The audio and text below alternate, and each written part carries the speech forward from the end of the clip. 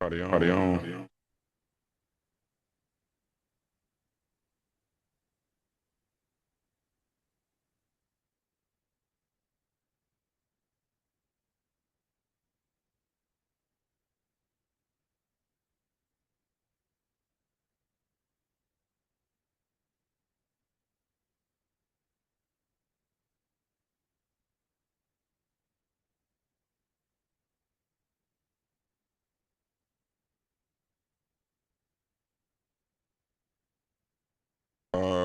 Did Doug send a message? Is he coming?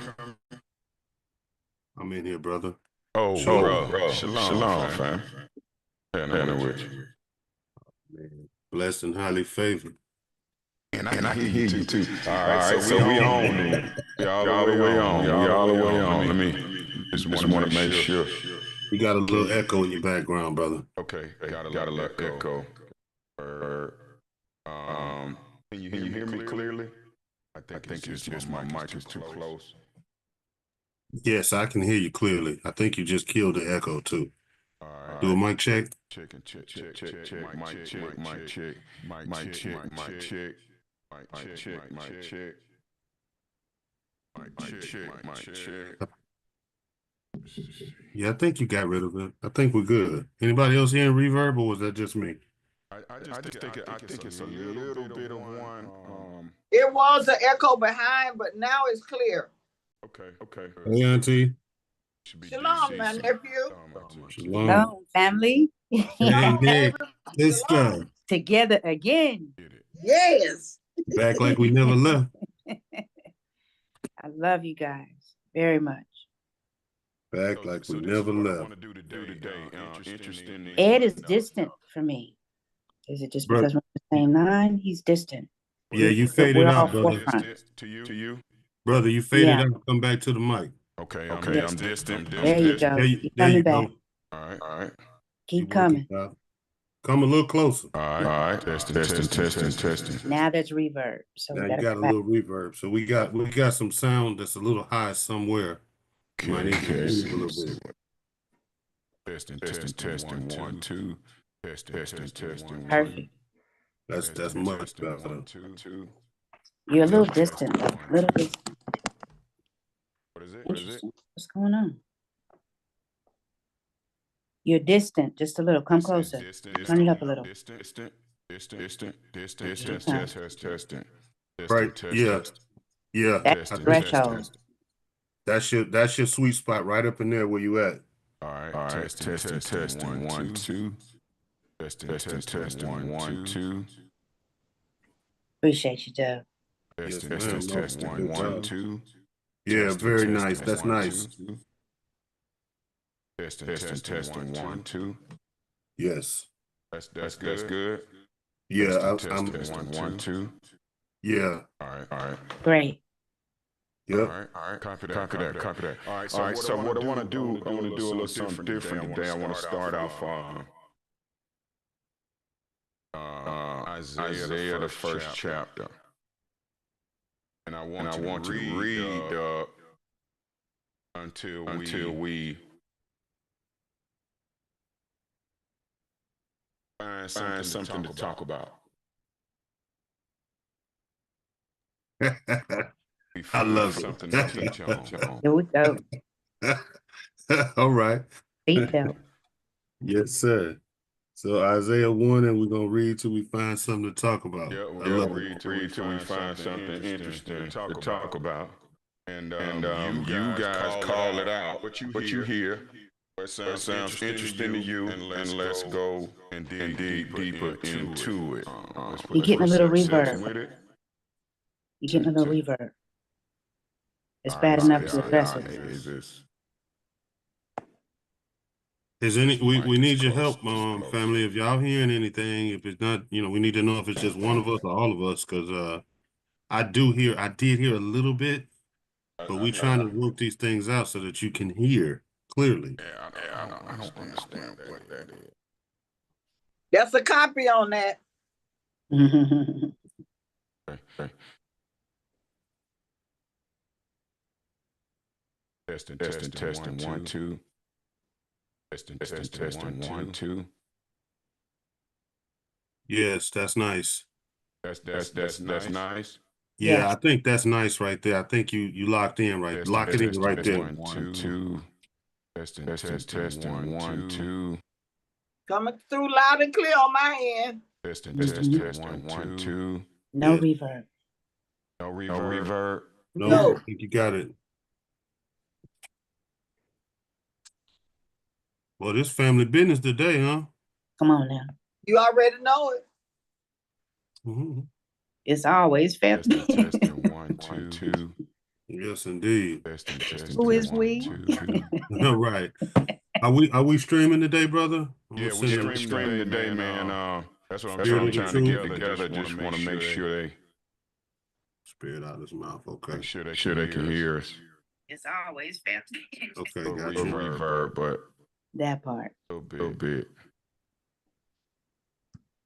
Okay. Let me send the link out to a few. Testing 1, 2. Send it out to a few Gentiles.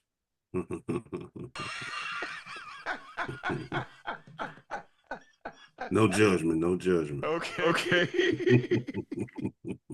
Oh man. Bless their heart. Amen. We all need the word. It's a choice. It is a choice. Yeah. It is a choice, sister. Testing 1, 2. Testing. Yes. Very nice. Testing 1, 2.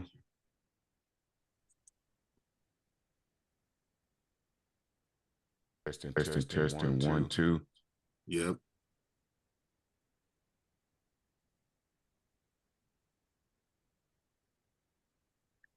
It might be a little reverb when we get to hollering and shouting in here. You already know it's gonna be. That's what I'm saying. We getting a little bit now. You know we about to get there. Them octaves get to popping. That's right. All right. Make sure my mic is right. Testing 1, 2. What'd you say, bro? I can hear you. Okay. That's Testing important. 1, 2. Testing 1, 2.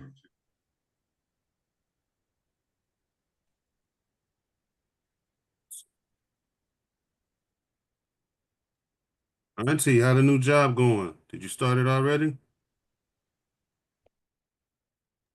No, I got to go to training on Wednesday morning. But once I get my schedule from them, I'll know. And I'll be able to let everybody know about it. But it's moving on up to the east side. Ain't that right? You ain't moving up, where you moving? Say that again. Say if you're not moving up, where are you moving? I'm moving up in grace and glory. That's right.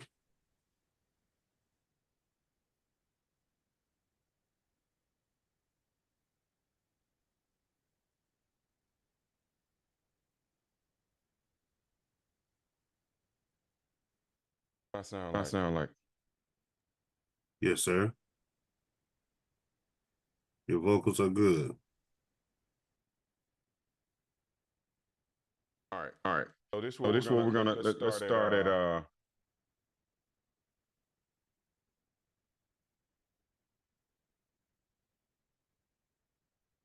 testing.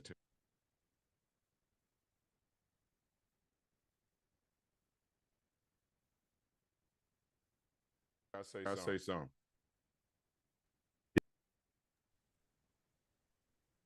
Mic check, mic check. You. You're much lower again, babe. I don't know how we sound testing. Yeah, no, y'all sound great. Okay. Good. Good. Yeah, you much better now, bro.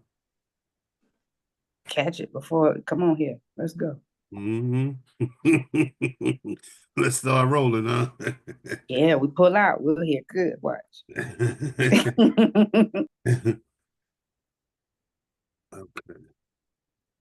Okay. And I got some people on YouTube listening, they can hear clear. So thank y'all for being patient out there. Can y'all hear me good? Yeah, we can hear you good, brother. And I think we got 1, 2. Confirmation from the YouTube world, they can hear too. They can hear me too? Yep, so we good. All right, check them one more time because I just muted out. Mute myself.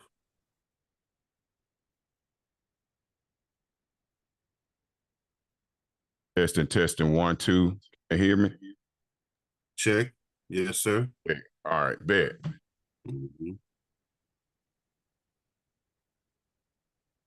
Can you see Isaiah on the screen, Doug? Yes, let me adjust my screen here a little bit, get some of this stuff off of here. Okay. Yes, I can see we got the maps of the United Kingdom of Israel, 12 tribes, and then we got the southern and the northern kingdom on the far right in the orange and green. So yes, and I see the script here on the far left, Isaiah chapter 1, and where we starting at? Or that verse 1. Okay, so just to rehash how we was gonna start, we're gonna read Isaiah. We're doing this a little different today. We're gonna read from Isaiah 1 and 1, and I think the brother said stop when we see something we want to talk about. Is that right, brother?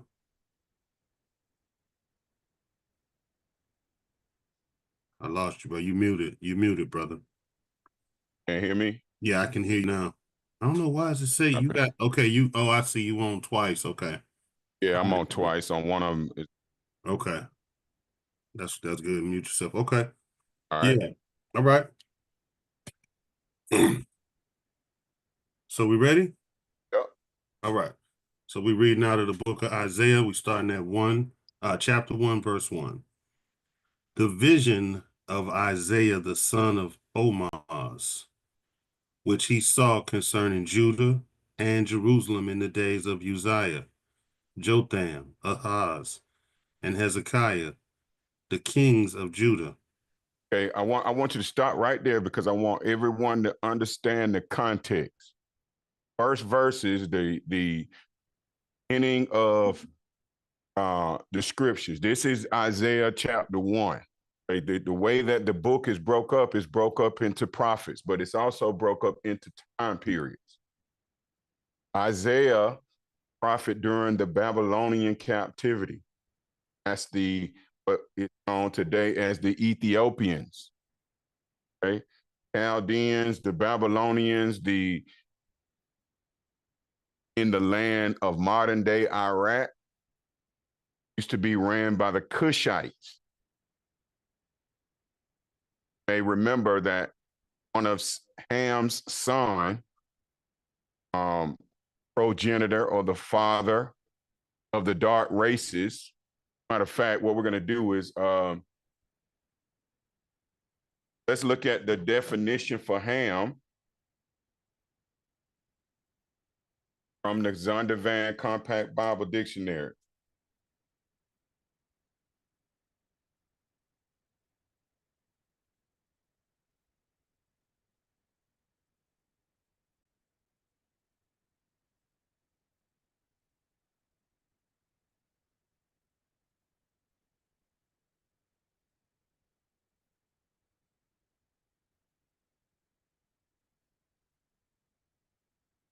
Can you see that definition, Doug?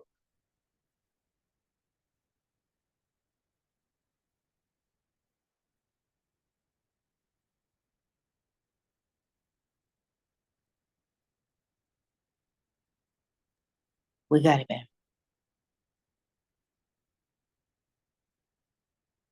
My bad, y'all. I was talking and just muted. Okay, here we go again. This from the Zondervan dictionary. This is the definition of Ham. It says Ham, the youngest son of Noah, probably born 96 years before the flood, and one of 8 persons to live through the flood. He became the progenitor of the black races, not the Negroes, but the Egyptians, Ethiopians, Libyans, and Canaanites. Does everybody understand the significance of this verse? Yes, sir. We're often taught as Israelites that and from the ancient African. And it says right here, by their scholars, mind you, famed scholars that profess that they are Israelites, they wrote that Ham, Shem, Ham, and Japheth, the three sons of Noah, their three wives populated the entire earth. Look at the table of nations in Genesis, the 10th chapter. The youngest son of Noah is Ham, means he's the progenitor of the dark races, not the Negro. Right, see that? Yes. Not the Negro. What does that mean? That means that Ham is not the progenitor or the forefather of the Negro, of those that descend from slaves. And it means that Black people and Africans are different. So Are African different Americans, nation of people with a different progenitor.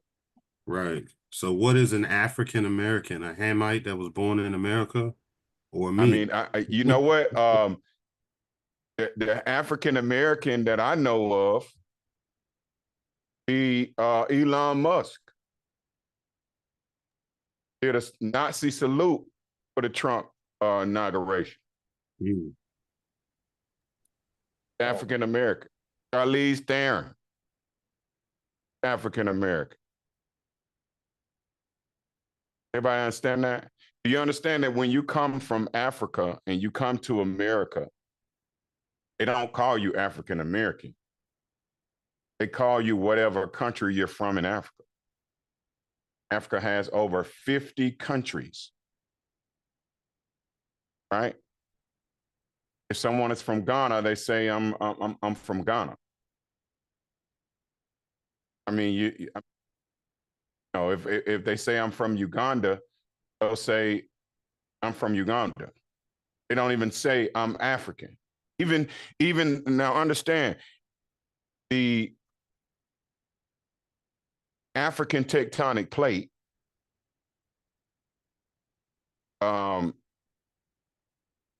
The land of Canaan, as you can see, read the definition again, Doug. Okay.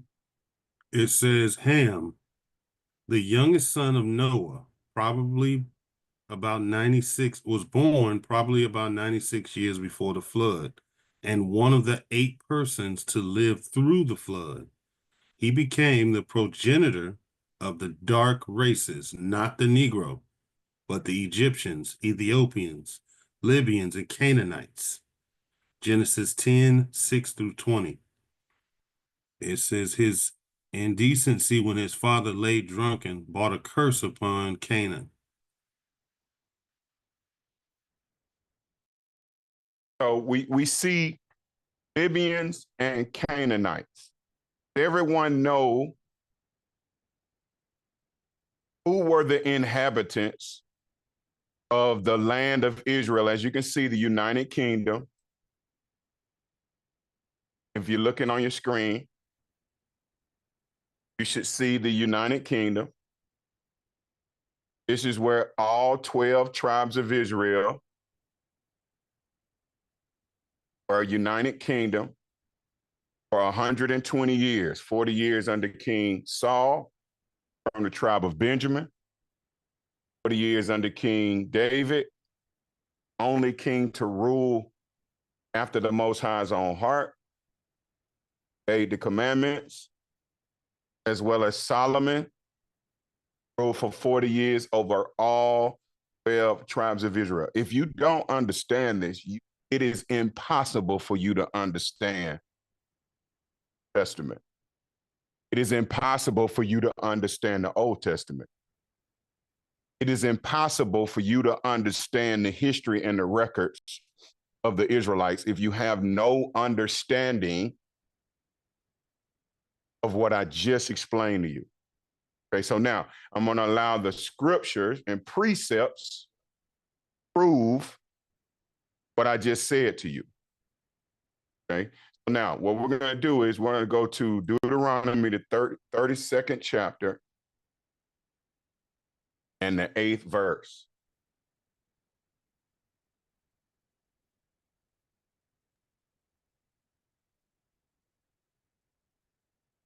I think I know why it is. I think I know why we're having that issue now.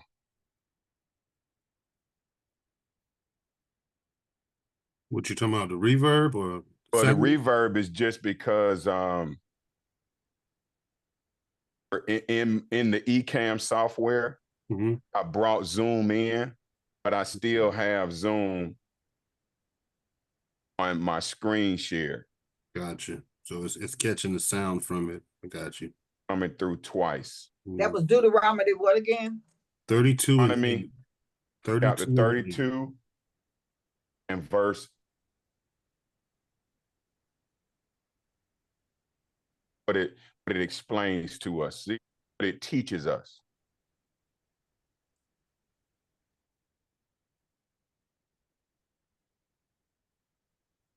All right.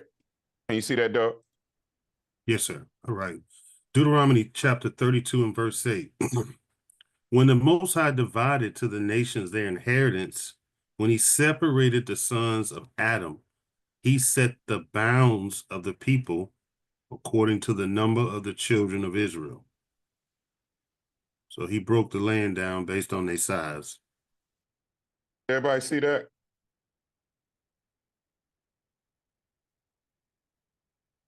Read it again, Doug. It says, this is Deuteronomy chapter 32 and verse 8. When the Most High divided the nations their inheritance, when he separated the sons of Adam, he set the bounds of the people according to the number of the children of Israel.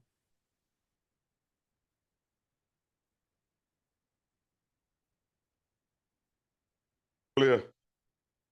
You had broke up for a second. That's strong. That again? That's clear online.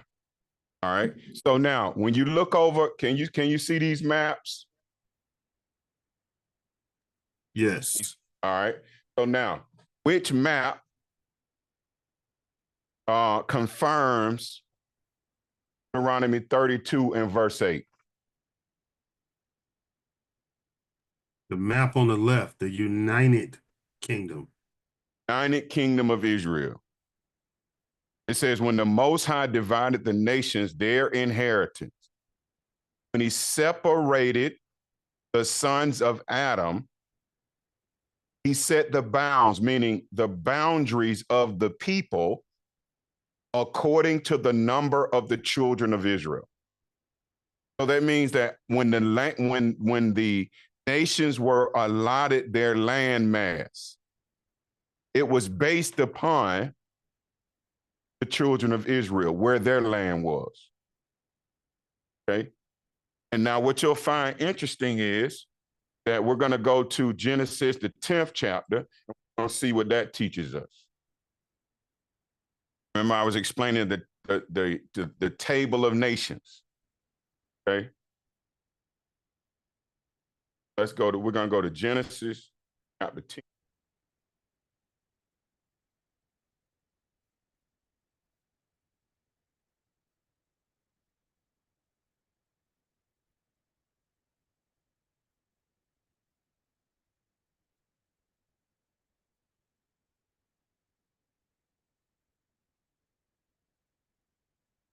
Start at verse 1, Doug. All right.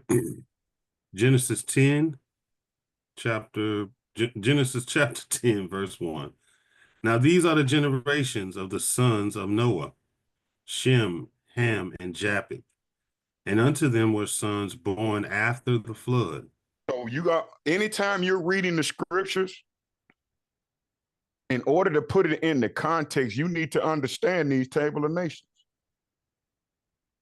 Because this gets outside of all the philosophy, all the Pan-African, the Egyptologists, all the Muslims, all the Christians.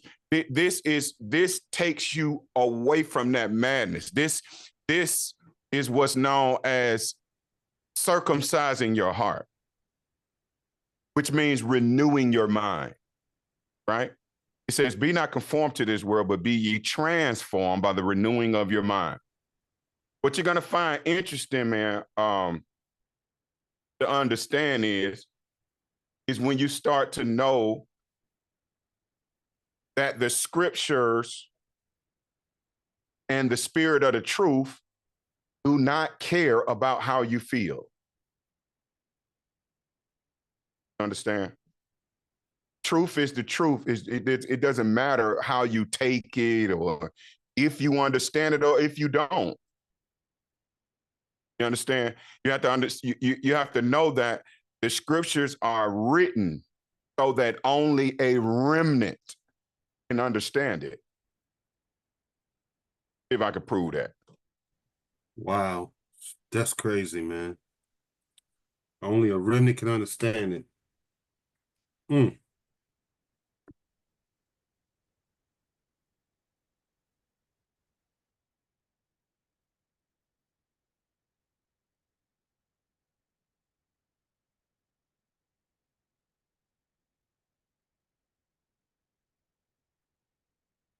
Let's go to Matthew chapter 13. Because I want you to understand why scriptures make you uncomfortable and why you're hearing the truth is it can be sweet to the mouth, but sour to the belly, right? Because it's determined on if you are elect or if you're not. Because if the Most High does not open your understanding, it's because he wants to. I need everybody to understand that. Like this cake pie waiting for you to fall in love and turn away from your wicked ways, God, not in the Bible. God in the Bible is above truth. The God of the Creator, the Most High, is above God. God is a creation. So that your finite brain understand a piece of him. I hope you can understand where I'm coming from. So you can see that, Doug? Yes, sir. All right. And Matthew chapter 13, verses 9 through 16. Who hath ears to hear, let him hear. And the disciples came and said unto him, why speakest thou unto them in parables?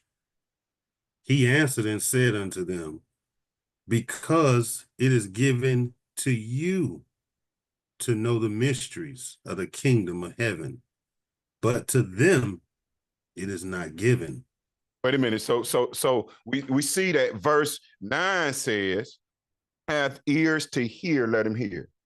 In other words, those that have the understanding, those that have the prerequisite knowledge of the prophets. See, we're in the New Testament, in the Matthew, the 13th chapter. Context. This is the time that Christ was in the flesh. Everybody understand that? The word of the Most High was made flesh. The word of the Most High is a creation of the Most High. It is a creation of the Ancient of Days so that you can understand his pinky toe.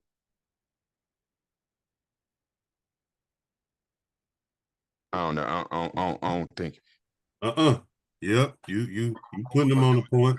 Keep going, and we're going to see if it'll prove itself. So understand that this scripture is intended for those that have the prerequisite knowledge and understanding of the testimony that the Most High gave to Christ to give to the prophets, give to the Israelites. Does everybody understand that? It is an inheritance, and it comes through your bloodline. So if you're not an Israelite, you have to understand that first and foremost, you're not going to understand the curse of Christ.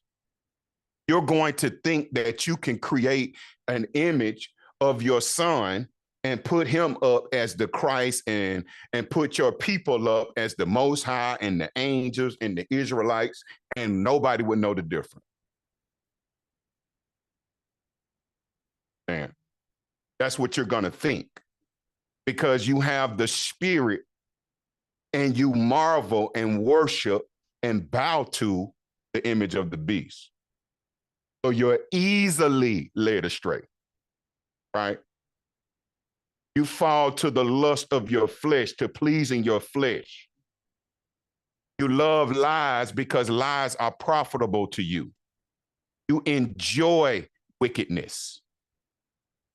So that means that when you hear the spirit of the truth, it does not make you free. It makes you run away. It makes you rebel. You hate Christ, hate the spirit of the truth, and you hate the Most High. But let me show you what the Most High thinks of that. So read it again, Doug. Start at 9. Matthew chapter 13, verse 9. Who hath ears to hear, let him hear. And the disciples came and said unto him, Why speakest thou unto them in parables? He answered and said unto him, Because it is given unto you to know the mysteries of the kingdom of heaven, but to them it is not given. For whosoever hath, to him shall be given, and he shall have more abundance. But whosoever hath not, from him shall be taken away, even that he hath. Therefore speak I to them in parables, because they seeing see not, and hearing they hear not, neither do they understand. And in them is fulfilled the prophecy of Isaiah. All right, so hold on right there. So let's see if we can break that part down. This is one of the disciples that came to Christ and asked him, why are you speaking to them in parables? Why are you speaking to them in similitudes, allegories? Why don't you just come right out just so that they can all understand, right? Why are you speaking in dark sayings that only those that understand the testimony of the prophets would understand? Why are you speaking in family business? You know, it's just like I give the example of coming home from college, and I got my roommate with me. We come home from college and we sitting around the table and everybody's eating, you know, with the family. And it's the first time he meeting the family or whatever. And we all talking, and, you know, all of a sudden, you know, my uncle might be telling a story and whole table just busts out laughing. And the first day the friend, my roommate says, you know, what they laughing about? And you'll just say, well, you know what, that's family business. You had to be there. You know, it was a thing back in the day, they used to have these t-shirts that said it's a black thing you wouldn't understand, right? That is what understanding the testimony of the prophets is. It's an Israelite thing you wouldn't understand. Everybody get that? It's a bloodline thing. It's family business. So you wouldn't understand what I'm speaking of. When Christ is speaking, you wouldn't understand it if you don't understand the testimony of the prophets. If you don't have that prerequisite knowledge that the Most High gave to the prophets to give to Israel. You got to remember that Christ said that the first commandment is, hear, O Israel. Hear, O Israel. That's not just hearing. That's not just hearing with your ears because you got ears on the side of your head. It is understanding what is spoken. All right? It says, he answered and said, because it is given unto you to know the mysteries of the kingdom of heaven. The mysteries of the kingdom of heaven is given unto you. And you got to understand that Christ is speaking in the southern kingdom, where Benjamin, Judah, and Levi is. Everybody see that on the screen? This is the divided kingdom. Map of the divided kingdom. Got the southern kingdom that's in Jerusalem. That's where the temple was at that time. The kingship tribe of the southern kingdom was the tribe of Judah. The last king of the united kingdom, which is here, was King Solomon for 40 years. King Rehoboam reigned in his stead, Solomon's son, from the tribe of Judah. But when you hear the term Jews, and you understand that Paul, being from the tribe of Benjamin, was called a Jew, you have to understand that that terminology came because Judah was the kingship tribe. And the prophecies given unto David is that there will be a king and a throne that would last forever. That is the throne of Christ that will remain in Judah and will be an everlasting throne. And Judah will be for everlasting kingship tribe. God's promise. Okay? That is the Father's promise. And that from his loins, the seed line of King David, that he would bring the Christ. Okay? And so-called blacks in America and in the four corners of the earth descend from the tribe of Judah. Our father of the 12 tribes of Israel, the progenitor, Jacob. The fourth son of Jacob is Judah. That's your so-called blacks, right? Now, Judah was not the only tribe in the southern kingdom. Benjamin and Levi were also tribes. Levi was not allotted a land mass in the dividing of the first 12 tribes of Israel. If you see this, this is 12 tribes of Israel. Simeon, 1. So the sons of Jacob, they are the progenitors of the 12 tribes of Israel. Simeon, 1. Judah, 2 and 3. Benjamin, 4. Dan, 5. Ephraim, 6. Gad, 7. Manasseh, 8. And as you can see, Manasseh was on both sides of the River Jordan, so they were one of the larger tribes. Manasseh and Judah were one of the larger tribes. And please understand that Ephraim and Manasseh were the sons of Joseph, given 2 parts in the kingdom. Right? I'll explain more later. Issachar, so-called Mexicans. That'll be, what did I say? 1, 9 Issachar, 10 Zebulun, 11 Naphtali, 12 Asher. Right? That's the United Kingdom, 120 years. 40 years under King Saul, 40 years under King David, and 40 years under King Solomon. The Most High gave them. Okay. All right. After 1 Kings, the 11th chapter, the kingdom was divided into 2 separate kingdoms. 3 tribes remained the southern kingdom. Only 2, Benjamin and Judah, were given land allotments. The Levites were the priesthood, did not have a land allotment. Their inheritance is the Lord. This is the purpose of the tithe. that's been profaned by the Black Christian church and the Black Christian pastor, wine eater. Okay? It has been profaned. The tithe is a tenth of your increase that the field brings forth year by year. Okay. And so now I want Dub to read Matthew chapter 13 and verse 9 again. Yes, sir. Who hath ears to hear, let him hear. And the disciples came and said unto him, Why speakest thou unto them in parables? He answered and said unto them, Because it is given unto you to know the mysteries of the kingdom of heaven, but to them it is not given.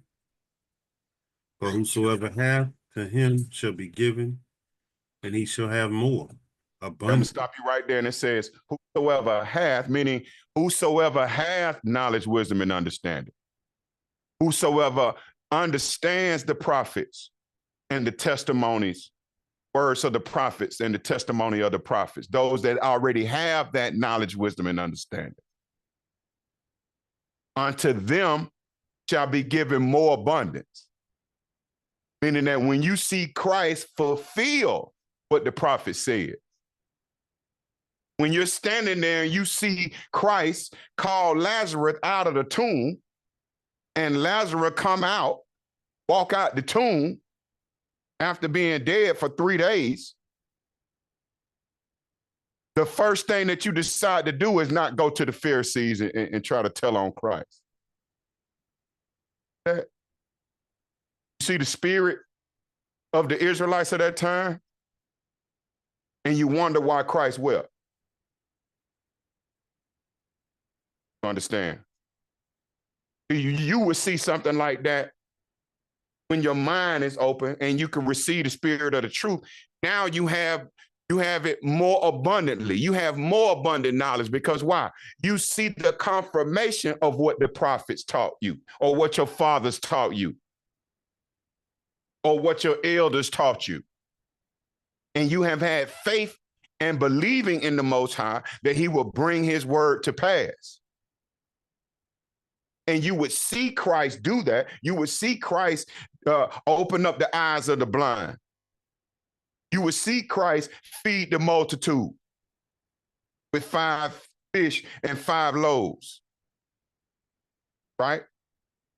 You would see that and you would understand that and you would believe it, right? You would have more abundance, just like the woman at the well, the Samaritan woman or the northern kingdom Israelite who said, are you greater than our father Jacob, who gave us this well and drank from it?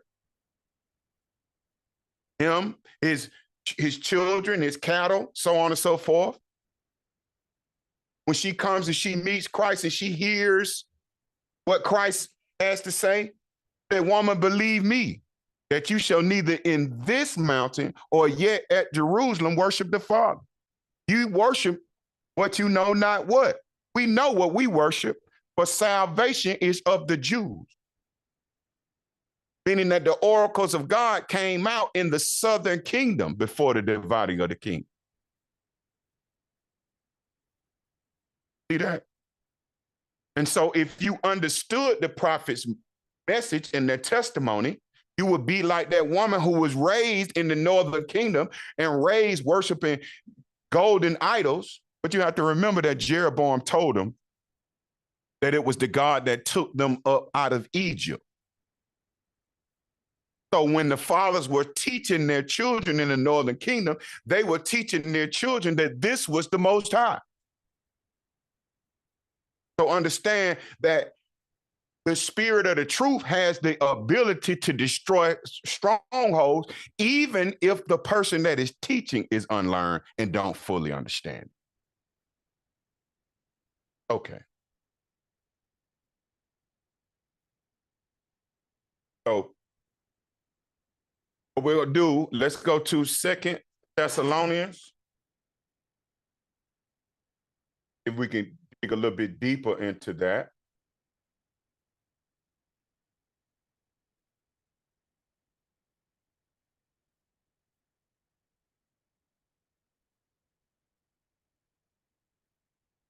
understanding that this is exclusive. You don't pick God, in other words. Father has to pick.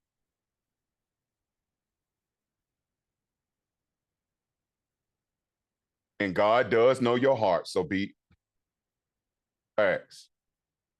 About to show you.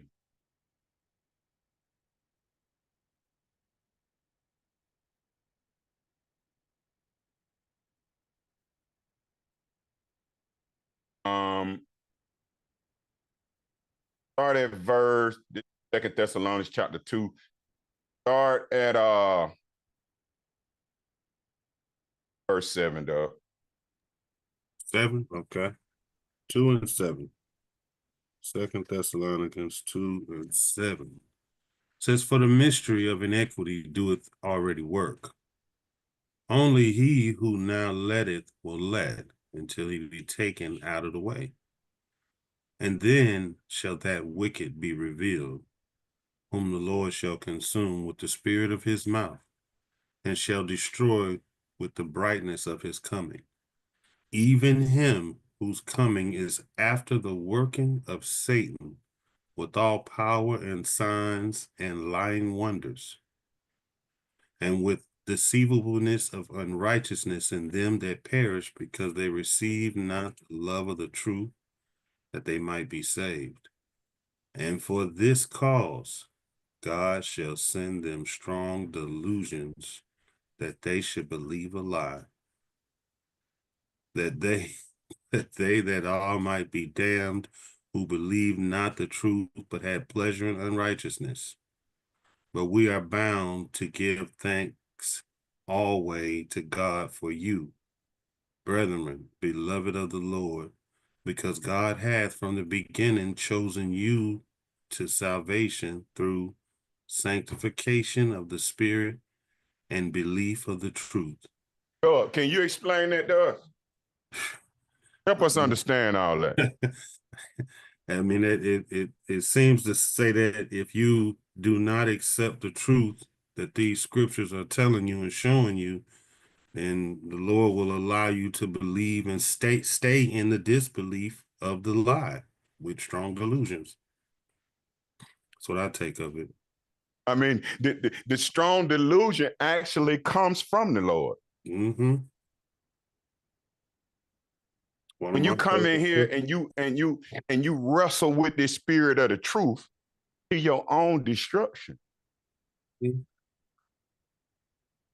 You come in here smeared with Christianity and you so offended because of what you hear out of these scriptures. And you want to blame me. Read it again. Start at verse 10, dog.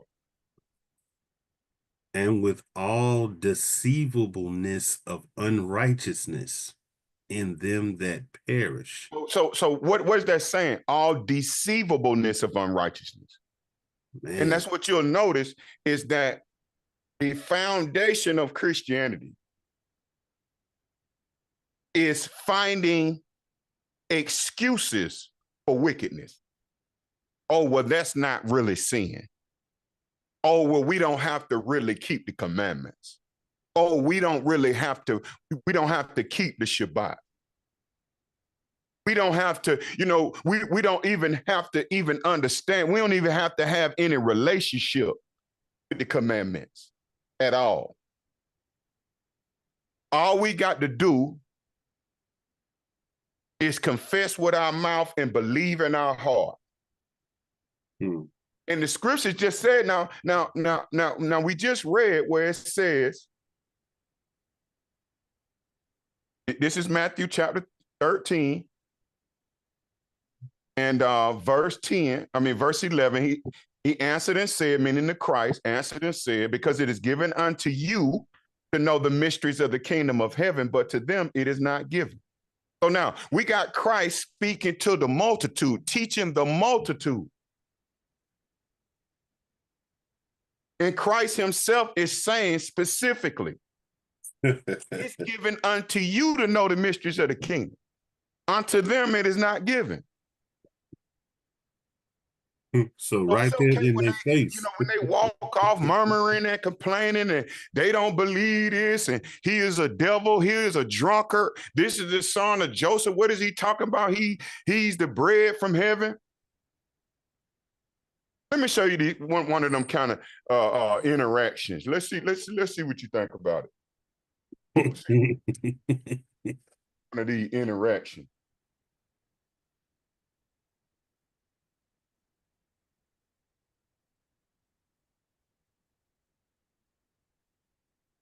And I just want everybody to get the point that I'm the least of your worries. Don't be offended at my words. I'm only pointing to scriptures, right? And I need you to understand that I love God enough to have devoted many years of my life. I'm obsessed with these scriptures, man. Because once I learned that I was because see, I always, even coming up as at a young age, man, I used to always have this vision in my mind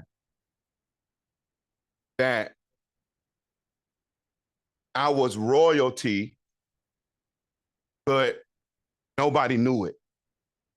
I always used to think like that to myself. I always thought I was royalty, but the world didn't know it. It was kind of like some of the fairy tale stories, like some of the stories that I came up with. I could identify with those stories that spoke of a king that nobody knew that he was a king. I used to always think that, right?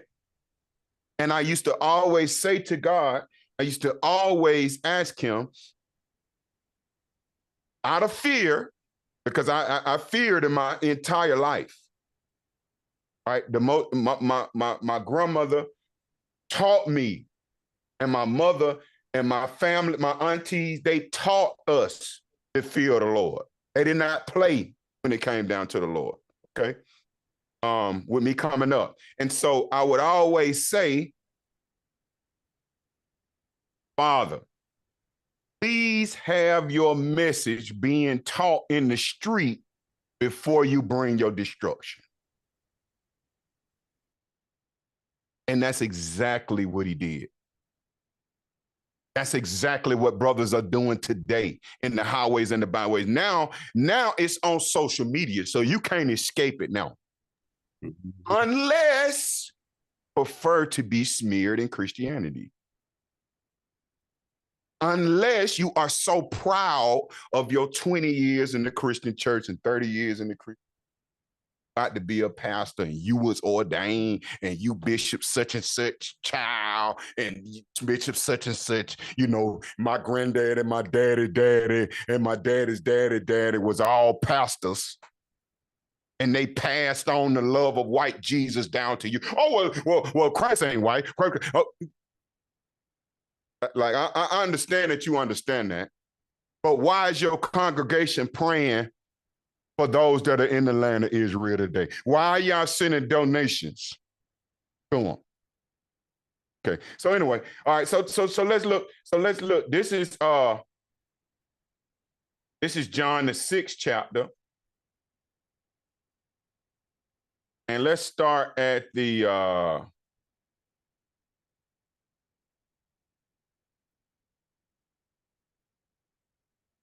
let's start at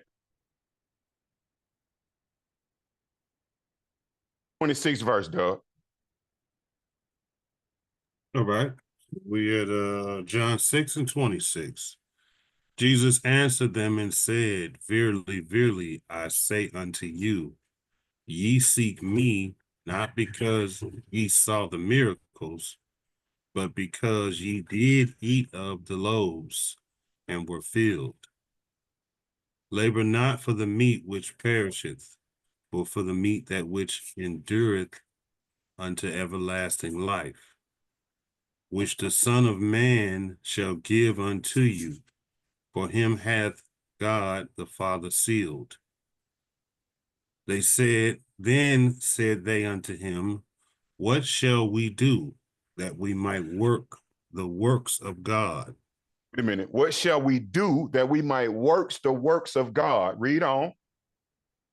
Jesus answered, 29th verse, Jesus answered and said unto them, this is the work of God, that ye believe on him whom he had sent. Wait a minute. Now, slow down. Now, please understand something right here. And Jesus answered and said unto them, this is the work of God, that ye believe on him whom he hath sent. Talk about the Most High, the Ancient of Days. I need everybody to understand that. Talking about the Most High who created God, so that you can understand that you will believe on him that he sent. Sent Christ. Sent his spirit. He sent his word and made it flesh. Read on, Doug.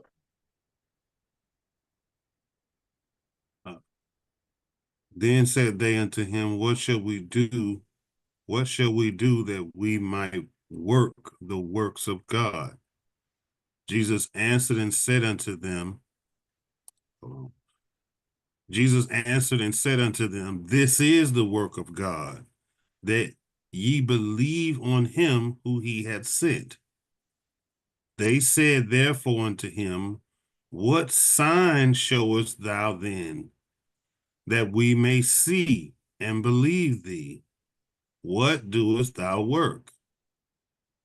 Our fathers did eat manna in the desert, as it is written, he gave them bread from heaven. Hold on, bro. Yeah, okay. Verse 31. Our fathers did eat manna in the desert, as it is written. Wait a minute. Wait. Read 31 again, and I want you to tell me the most significant two words in that verse. Our fathers did eat manna in the desert, as it is written, he gave them bread from heaven to eat. So were the fathers of the Israelites Christians? Was the fathers of the Israelites Muslims? No.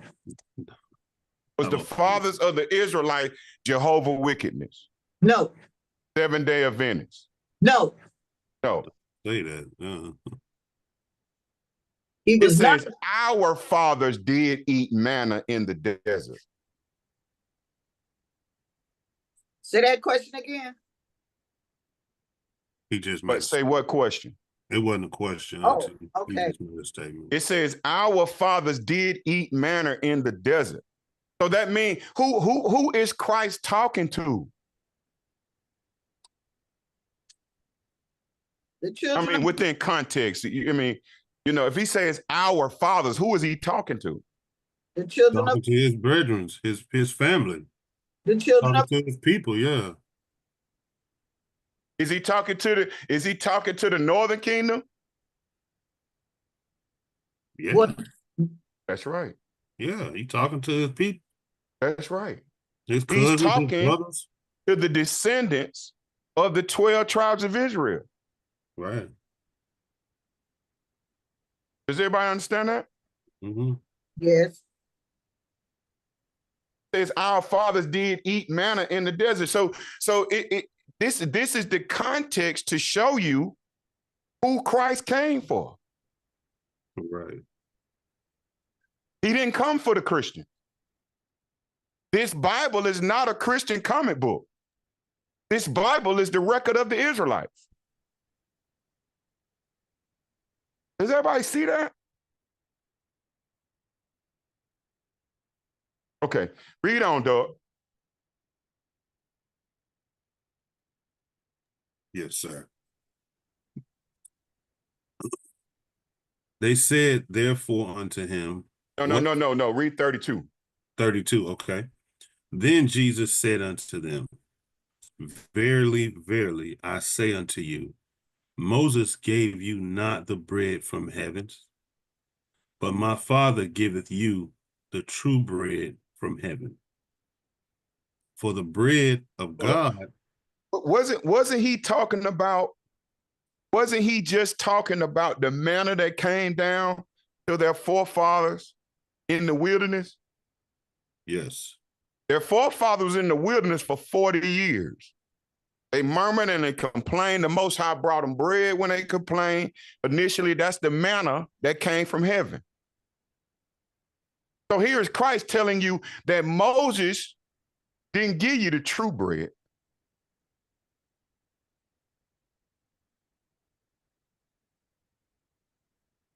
I want you to understand the significance of these parables. I want you to understand the significance of these precepts and how they build on each other. I want you to understand how important it is to lay a quality, solid slab. Get your precepts in order. Get rid of your arrogance and pride. Because arrogance and pride is odorless, colorless, can't hear it. You can barely see it and understand it. But it closes your eyes and it closes your ears. The Most High says, I hate every proud way. So when you come in with your own doctrine in your head, you got to understand that is the leaven that Christ told you to purge. Told you it was very important to purge the leaven of the Pharisees. What is that? Their own interpretation. Their own interpretation of the scriptures. Their own traditions. Their practices. Understand? And Christianity is even worse than the tradition of the Pharisees. Because Christianity is based on keeping you away and causing you to reject God's laws so that the Most High won't kill them. That's why they created it. That's the point. Christianity will have you worshiping the image of the beast, praying for your country and your president, praying that America is number one. Read on, Doug. Go to 33. Well, read 32 again. Okay. Then Jesus said unto them, Verily, verily, I say unto you, Moses gave you not the bread from heaven, but my Father giveth you the true bread from heaven. For the bread of God is he which cometh down from heaven and giveth life unto the world. Then said they unto him, Lord, even more, give us this bread. And Jesus said unto them, I am the bread of life. He that cometh to me shall never hunger, and he that believeth on me shall never thirst. But I said unto you that ye also have seen me and believe not. Wait a minute. Wait. Read that 36 again. But I said unto you that ye also have seen me and believe not. Understand something. Please understand that you have seen me and you believe not. You got to understand that it was Israelites that saw Christ, that was standing right there when Christ was doing everything that he was doing and still didn't believe him. Do you understand that you can't believe Christ unless his Father allows you to? Believing in Christ is a gift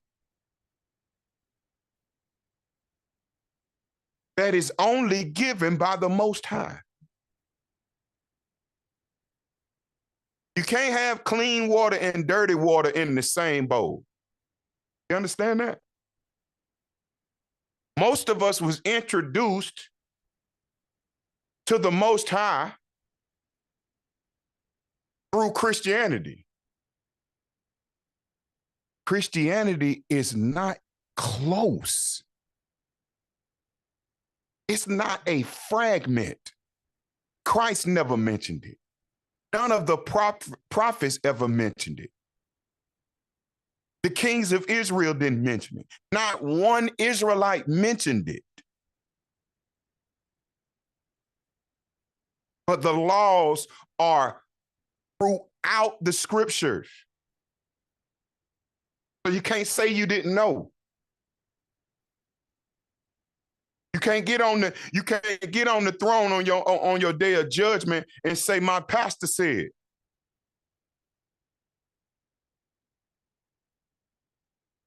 He says, show yourself. What does he say? Search the scriptures, and in them you think that you have eternal life. You have to study for yourself. Study to show thy own self approved of God. Study to show thine own self approved unto God. Salvation is an individual work, not a mega church. The mega church won't make it. There's a broad and a narrow path. You can't get a mega church through the narrow path.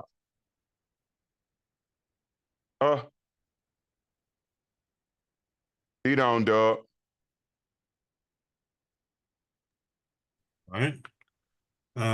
37. Yeah. I'll read 36 again. But I said unto you that ye also have seen me, and believe not. All that the Father giveth me shall come to me, and him that cometh to me, I will in no wise cast out. For I came down from heaven, not to do my own will, but the will of him that sent me. I'm talking about I came down to heaven not to do my will. I mean, I'm saying, how did they fool us with Christianity? Look. I don't know, bro. How did they fool us? I don't know. How did they fool us?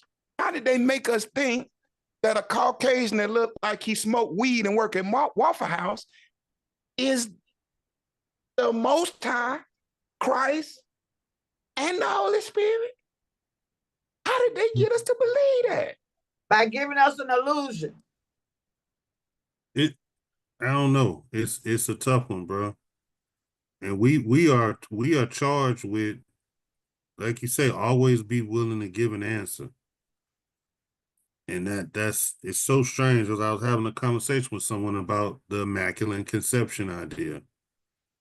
And I was struggling with my precepts to show them, you know what I mean? And this is helping me clean up load my lips, you know, this giving me more ammunition and firepower to not struggle with it no more. Because I know it was just a little tough for me to go to them precepts and show. So this is helping me clean that up a lot. And you know what it would have been real helpful? For you to go to Matthew 1 and read the generations of Jesus Christ. And I went there. I had that much. I went there. And that so was my first move. If you can read all the way down to the 16th verse, and we get down to the 16th verse and then the 17th verse that says Jacob begot Joseph, yes, the husband of Mary, and you still don't believe that Joseph is Christ's father, that's the end of the conversation. It's okay. We just agree to disagree. But I just wanted to show you 42 Black men's names in the genealogy of Christ. I want to show you 42 seed lines, 42 fathers that attach Christ to Judah. And how do we connect Christ to Judah, which is the son of Jacob, the fourth son of Jacob? How do we connect Christ to Judah without Joseph? He's number 42. So how do you connect 41 to 43 without 42?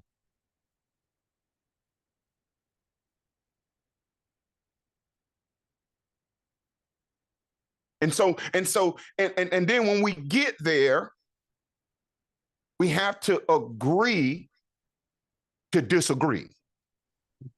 Because if you think that we can get from 41 to 43 without 42, we have to agree to disagree. And that's basic. And let's agree that we'll continue in our relationship as it was, right, before we had this discussion.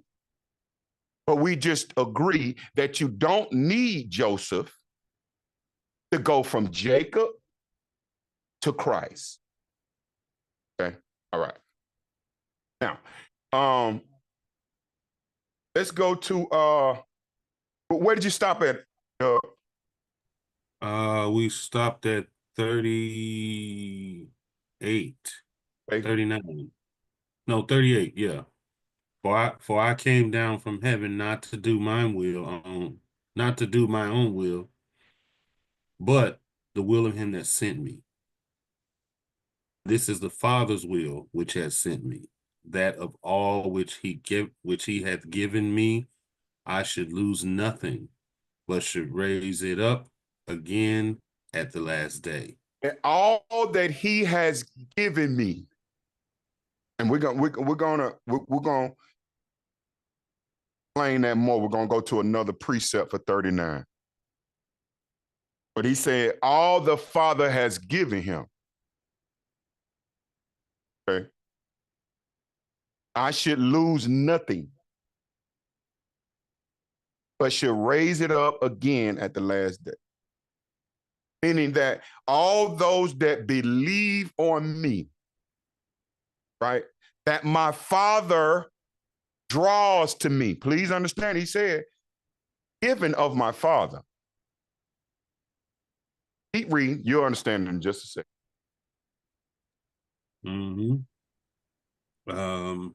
40. And this is the will of him that sent me, that everyone which seeth the Son and believeth on him may have everlasting life. And I will raise him up at the last day. Hold on, you got something going on with your screen. Okay, at the last day. 41. Hold on, something going on, brother.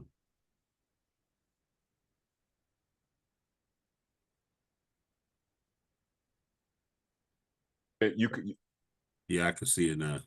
Verse 41. The Jews then murmured at him because he said, I am the bread which came down from heaven. And they asked, is not this Jesus, the son of Joseph, whose father and mother we know? Wait a minute. How is it? Okay, wait a minute. Wait a minute. Okay. So I want you to read that again. Because you remember you just said you was having issues with your precept. Yeah, so yeah. Yeah, I see now. It say, then the Jews then murmured at him because he said, I am the bread which came down from heaven. And they said, is not this Jesus, the son of Joseph, whose father and mother we know? How is it then that he saith, I came down from heaven? So really, they saying they don't believe in what he's saying, right? Right. This is means John. that the Most High has not opened up their understanding to believe. Remember, he said earlier, remember in the 32nd, let me see. Hold on 1 second, y'all.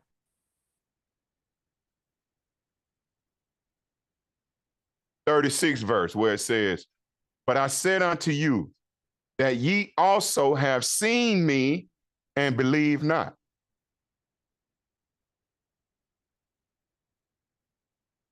Then the Jews murmured at him, meaning the southern kingdom Israelites, Benjamin, Judah, and Levi. They murmured at him, murmured, complained. Remember in the wilderness when the Israelites were murmuring? Okay, well, they murmuring with Christ standing right here. He was in the wilderness too, though. Understand that now. It said the Jews then murmured at him because he said, I am the bread which came down from heaven. Why are they murmuring at him? Because they don't believe. Right. This is a skeptical question, right? You're standing with do you understand what's going on? They're standing with the Christ, questioning the Christ. He's already done miracles, man. Understand that? Right. He's already, even in this chapter, he just fed the multitude with 5 fish and 5 loaves. And they still murmuring. Why? Because the Most High hasn't opened their minds up. Just because you're there does not mean that you're there. Whoa. Say that again.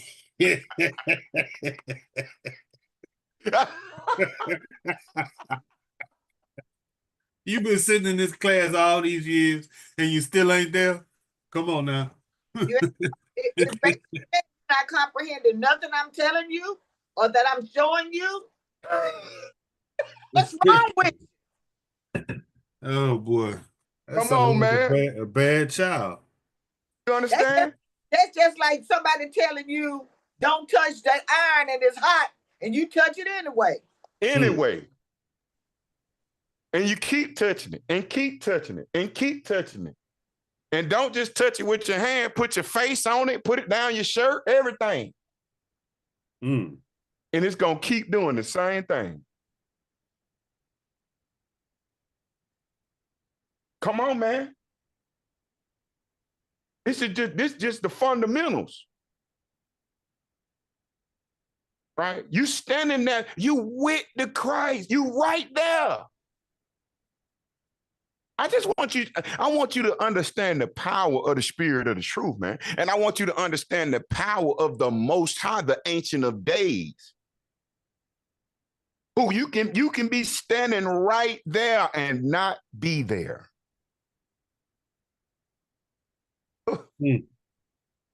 Because you have no understanding of any dimension over the third dimension, man. You're so limited in your mind. That's why Christ said, I go to prepare a place for you. In my Father's house, there are many mansions. If it were not so, then I would not have told thee. He's saying, don't fall for this matrix that you're in.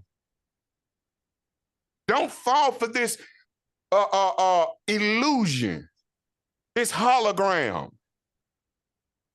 Don't fall for the third dimension. There are many dimensions higher that your mind can't even grasp. Right. Do you understand what I'm saying? Mm-hmm. It's not about being smart. It's about understanding the basic truth. You can't build on nothing if you disagree with 2 + 2 = 4. What? Listen, we can't. It's not much I can do for you. If you don't understand, if I can't explain to you and show you how the Bible tells you that Joseph is Christ's father, I can't help you. If I show you Joseph on the front side and the back side, I show you in Matthew where Joseph is his father. Then I show you in Luke where Joseph is his father, and you still can't see it. That's not up to me. It's up to the Most High. Remember, he said, I will send them strong delusion so that they would believe a lie, so they all might be damned who believe not the truth, but had pleasure in unrighteousness.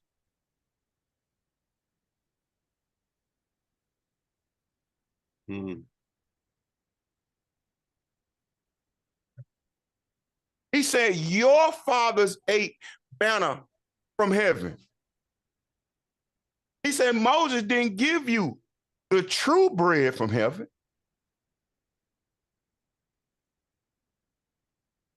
I mean,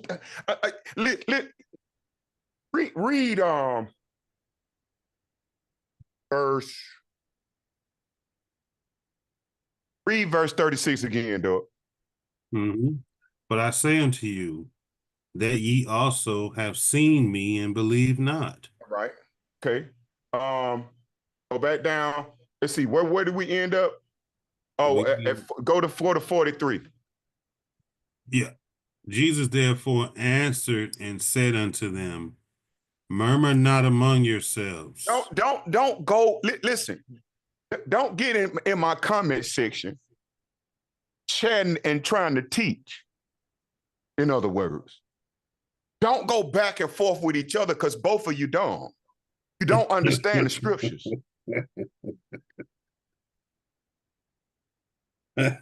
You understand? That's why he said, murmur. Don't murmur amongst yourselves. Don't be a backbiter, a talebearer. Listen and let the scriptures prove themselves. You don't have to believe me. That's not what this class is not designed for you to believe me. I could care less about you believing me. I'm the least of your worries. I'm here to warn you. Why would you get upset with a stop sign before a cliff? Why would you get upset with anyone screaming at you not to keep walking blindly forward because an 18-wheeler is on its way? Why would you be angry at that person? Oh, well, you're screaming too loud.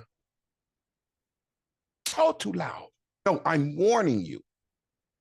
I'm telling you that what is coming, you can't imagine. You can't imagine 100 million angels, bro. Can't imagine looking in the sky and seeing 100 million angels and you have no clue of why they're there. Can't imagine that.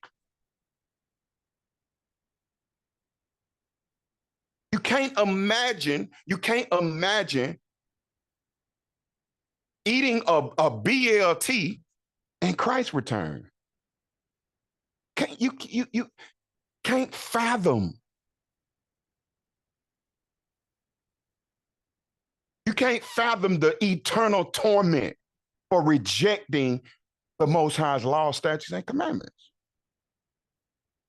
Can't imagine the sorrow of finally being able to see the Most High and behold the Most High with your own eyes. And what did the what was it, Ezra, the 2nd chapter? The 70 missing verses. And it talked about the 7 ways. After the Most High sent a decree and your physical fleshly life is over. And it's time for the spirit. And the first thing that you do after you leave the body is behold the glory of the Most High. Right. I think it said the splendor. Words have meaning. Woo, woo.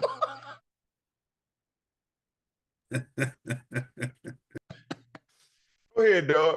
Read on. All right. We had 44. So I'll go back to 43. Jesus therefore answered and said unto them, murmur not amongst yourselves. No man can come to me except the Father which had sent me draw him, and I will raise him up at the last day. It is written in the prophets, and they shall be all taught of God. Every man, therefore, that hath heard and hath learned of the Father cometh unto me. Not that any man had seen the Father, save he which is of God. He had seen the Father. Mm. Verily, verily, I say unto you. Did everybody hear that? 46. Not that any man had seen the Father, save he which is of God. He had seen the Father. Mm. Verily, verily, I say unto you, he that believeth on me hath everlasting life. I am that bread of life. Mm.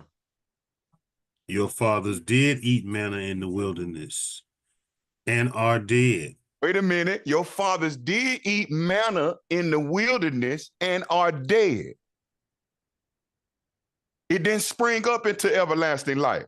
Remember when he said to the woman at the well, if you drink from this water, you're going to thirst again. But if you drink from the water that I shall give you, it shall be a well, rivers of living water springing up out of you, rivers of living water. Mm-hmm. You shall never thirst again. Read it again, dog. It says, your fathers, 49, your fathers did eat manna in the wilderness and are dead. This is the bread which cometh down from heaven, that a man may eat thereof and not die. I am the living bread which came down from heaven. If any man eat of this bread, he shall live forever. And the bread that I will give is my flesh, which I will give for the life of the world. The Jews therefore strove among themselves, saying, how can this man give us his flesh to eat? Then Jesus said unto them, verily, verily, I say unto you, except ye eat the flesh of the Son of Man and drink his blood, ye have no life in you.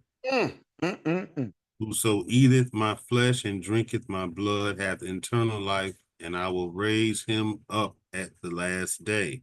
Now, please understand that Christ understands that he is speaking in these parables designed to run off, you don't want, who Right. are not there drawn of his Father. Do you see that?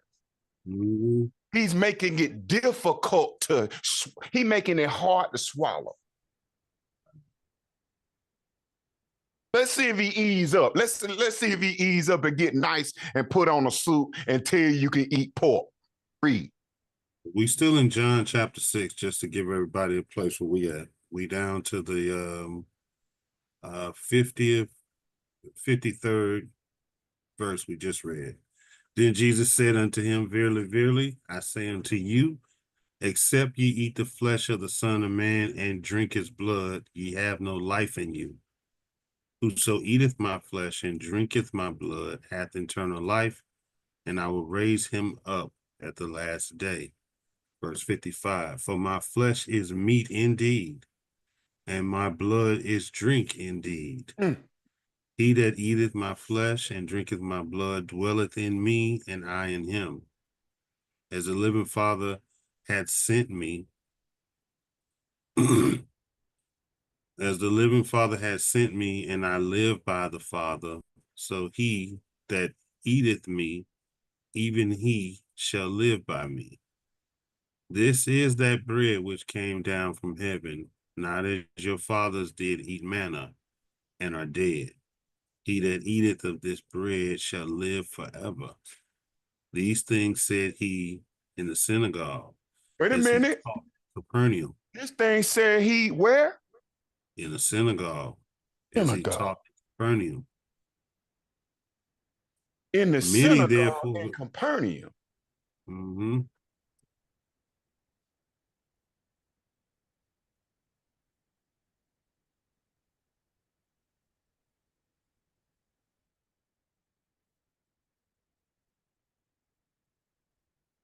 Okay, so we're going.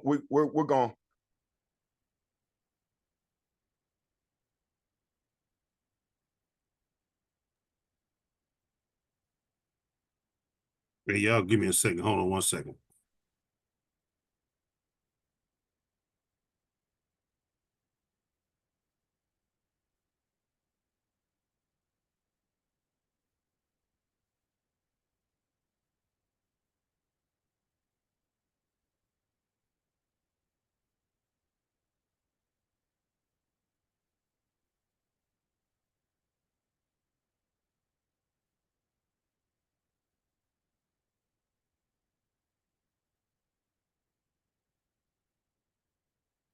Okay.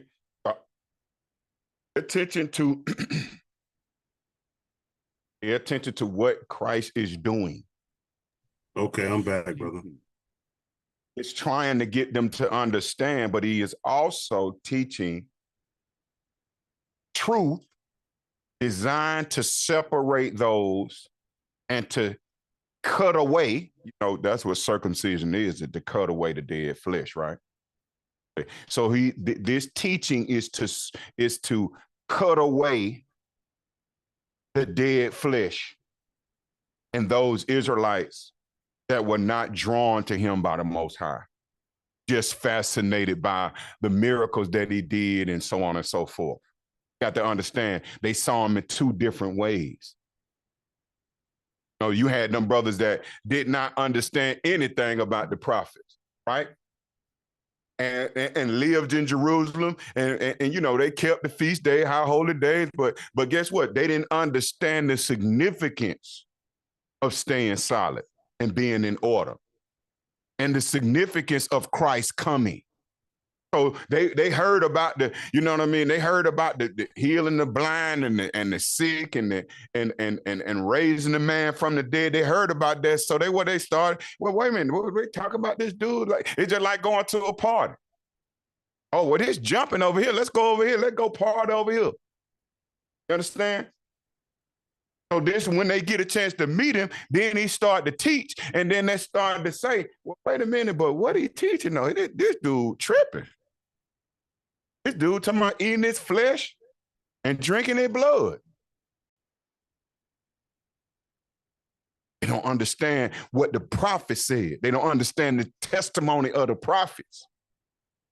Why you still got Israelites out there, the disciples, and it was about 70 at this time. But the disciples believed every word. Why? Because he had fulfilled what the prophet said. It was all lining up.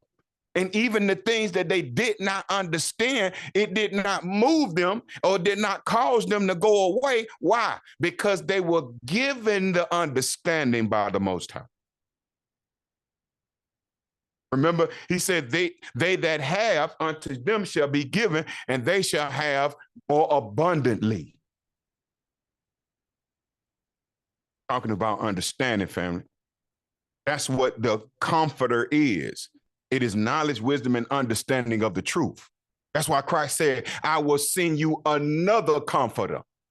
He shall teach you all things and bring all things in remembrance whatsoever I have said unto thee. Read on, Doug. Let's see. Yeah, we read the 60th verse. Many therefore of his disciples, when they had heard this, said, this is a hard saying. Who can hear it? When Jesus knew in himself that his disciples murmured at it, he said unto them, doeth this offend you? Wait a minute. Wait a minute. Does this offend you? Right. See, so you remember it said in Matthew the 5th chapter, it said, blessed is he that is not offended in me. Blessed is he that is not offended in me. What does that mean? Blessed is he that is not offended at the spirit of the truth. When he find out the truth, he's not offended. He don't turn away. He don't reject God's laws when he find out that he's the Israelites and he's not African. But guess what? It's many that won't even be able to hear the rest of it when you tell them they're not African. They're going to murmur amongst themselves. Well, wait a minute, he talking about, I mean, I love bro, but man, he talking about we not African. That don't make no sense. Me tell me that our ancestors ain't said, they're the ones that started civilization. You mean to tell me we ain't, where you from in Africa? At least I'm telling you who your father is. Who is the father of the African? Who is the progenitor of the Moors? The progenitor. Where is he from? Or just means black. And just like black is just a color in a crayon box. You're not black, you know what I mean? Okay, read on. 62. What and if ye shall see the Son of Man ascend up where he was before? Is it the spirit that quickeneth? The flesh profiteth nothing. The words that I speak unto you, they are spirit, and they are life. Woo. But there are some of you who believe not. For Jesus knew from the beginning who they were that believed not, and who should betray him. You see how he teaching. You see how he teaching though. And he said he knew. The scriptures say that he already knew who believed and who didn't believe. He knew who was going to betray him.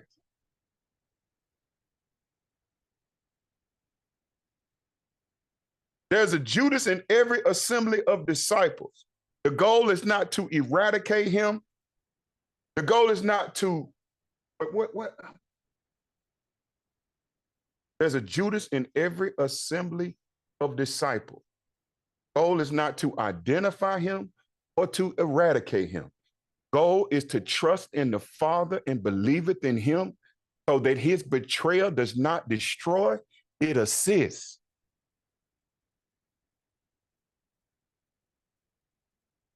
Christ knew who believed and who didn't believe. Christ knew who would betray him. Christ knew that the things he was saying was hard to be understood and could only be understood by a remnant. Does this offend you? Read on, dog. Read that 61 again. It says, what and if ye shall see the Son of Man ascend up where he was before? Is it the spirit that quickeneth? The flesh profiteth nothing. The words that I speak unto you, they are spirit, and they are life. Man, I'm talking about, listen, you don't understand that this is in the 4th, 5th, 6th dimension. You can't even understand the levels of what's going on. Remember that before the Passover, when Christ sat down to eat with him, he did communion. He broke the bread and drank the wine. The bread was his flesh and the wine was his blood, right? So, but understand that these people weren't there. They stopped. You're gonna read in a minute that they stopped following them, right? So that means that they couldn't get to the Last Supper with him. You understand that? Only a few made it to the Last Supper, man.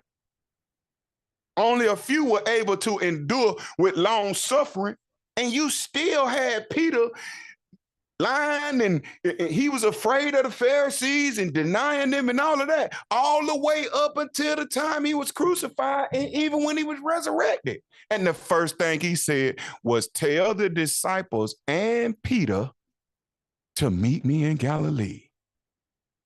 And isn't Galilee in the northern kingdom? So that means that you southern kingdom Jews of Benjamin, Judah, and Levi that came up, I came up listening to the Levites make sense of the law every Sabbath day. And I kept all the high holy days. Never like these Gentile northern kingdom Israelites that worship idols. He said, tell the disciples and Peter to meet me in Galilee. Guess what? It was no Pharisees there. Why? Because they're not going into the northern kingdom. They're not going into the northern kingdom to see a Christ. And they didn't believe. See that?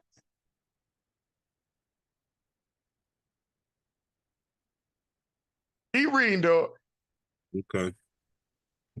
What was we at? 64. But there are some of you that believeth not. For Jesus knew from the beginning who they were that believed not, and who should betray him. And he said, Therefore said I unto you, that no man can come unto me, except it were given unto him of my Father. No man can come unto me except it was given unto him of my Father. Do you understand what I'm trying to say? Can't come to Christ on your own. You didn't have permission to begin with. I mean, that's a heavy thing, man. Have not been following Jesus. Don't know him. He said, the scripture says, that I bear them record that they have a zeal of God, but not according to knowledge.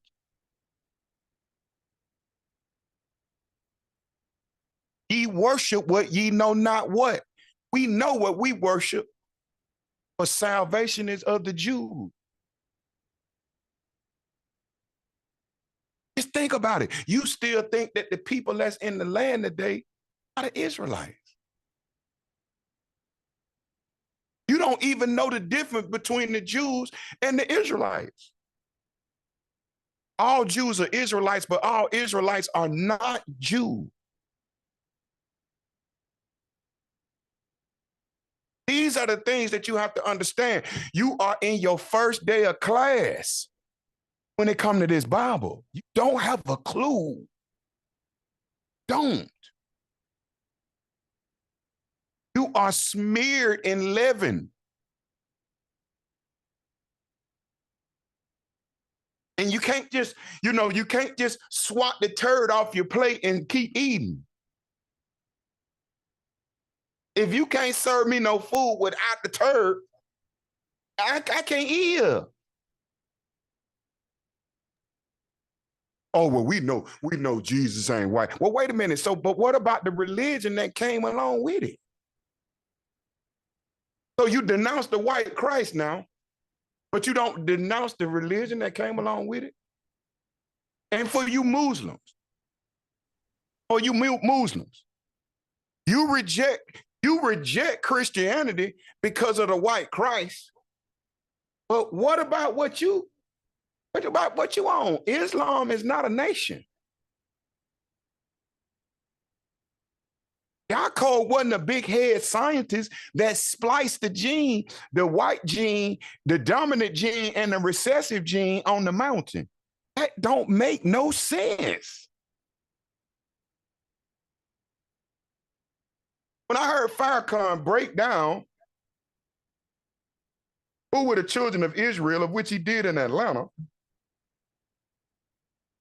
he said the children of Israel were the firstborn of Jacob. Firstborn of Isaac.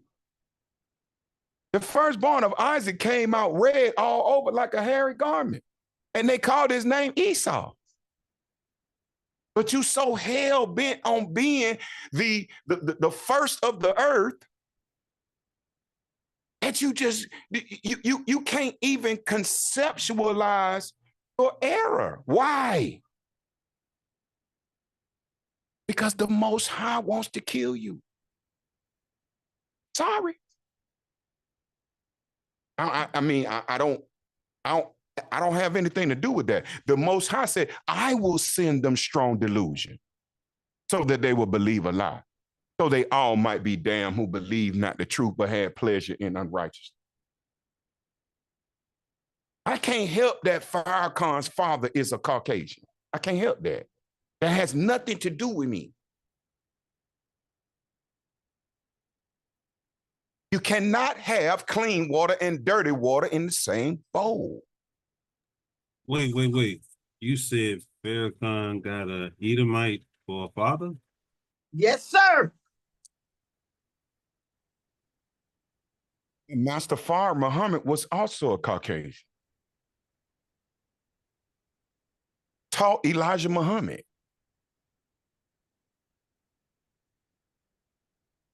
A Caucasian from the CIA. Uh-huh.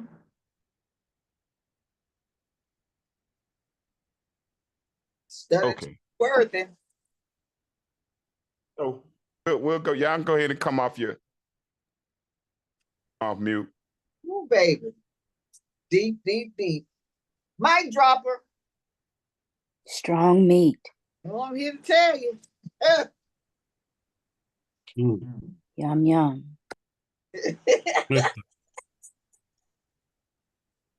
That's funny how one verse took us down that rabbit hole. I'm saying we were supposed to go and read what it was, Isaiah.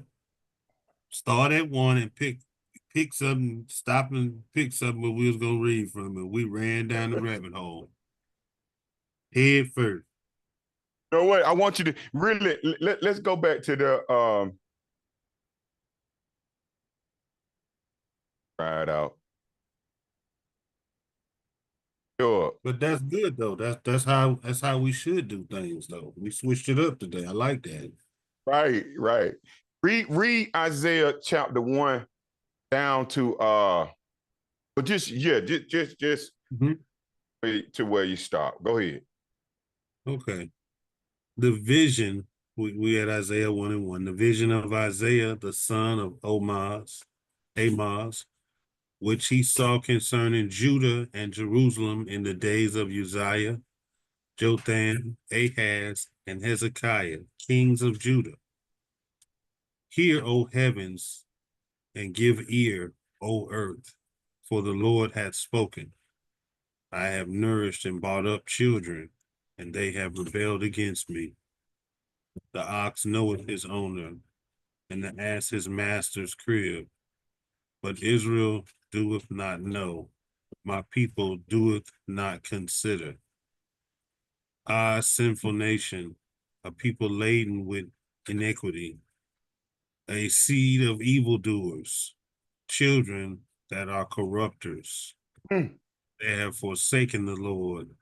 They have provoked the Holy One of Israel unto anger. So in other words, I don't care what you think and feel. Right. The Ancient of Days is pissed. 4 verses, bro. Over with. What verse was that? Because I had distraction from 1, 2, and 3. Isaiah 1 and 1, 2, and 3. Okay, got you. And a little bit of 4. Keep reading, Doug. Ah, sinful nation, a people laden with iniquity, a seed of evildoers, children that are corrupters. They have forsaken the Lord. They have provoked the Holy One of Israel unto anger. They are gone away backward. Why should ye be stricken any more? Ye will revolt more and more. The whole head is sick, and the whole heart faint. From the sole of the foot even unto the head, there is no soundness in it, but wounds and bruises, and purifying sores. That's pure. Is that purifying sores? Yeah. They have not been closed, neither bound up, neither mollified filled with ointment.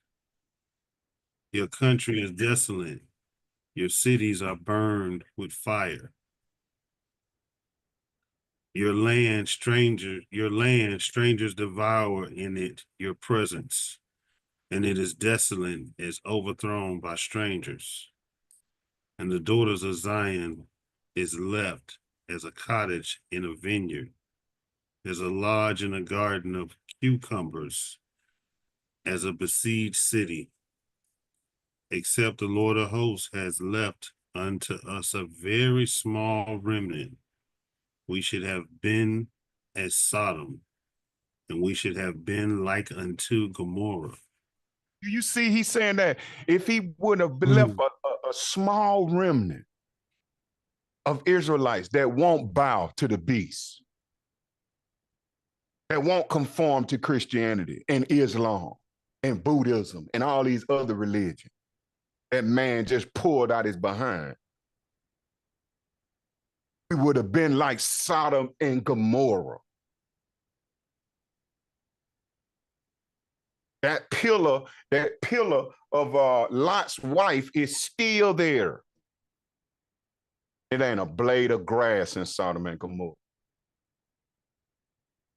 or in Egypt. Read on. And understand that today, America is known as Sodom and Egypt, where our Lord was crucified. What is it talking about? It's talking about the spirit of the truth. The body of Christ is the Israelites. Silly. No. Verse 10. Hear the word of the Lord, ye rulers of Sodom. Give ear unto the law of our God, ye people of Gomorrah. So what purpose is a multitude of your sacrifices unto me, saith the Lord? I am full of burnt offerings of rams and the fat of the feet of the fed beast, and I delight not in the blood of bullocks or the lambs or of he goats. When ye come to appear before me, who hath required that at your hands to tread my courts? Bring no more vain oblations. Incense is an abomination unto me. The new moon and Sabbath, the calling of assembly, I cannot away with. It is iniquity. Even the solemn meetings, your new moon and your appointed feast, my soul's hated. They are troubled unto me. I am weary to bear them. And when ye spread forth your hands, I will hide my eyes from you. Yea, when ye make many prayers. Something's blocking the screen, brother. I will not hear you. I will not hear your hands. I will not hear. Your hands are full of blood.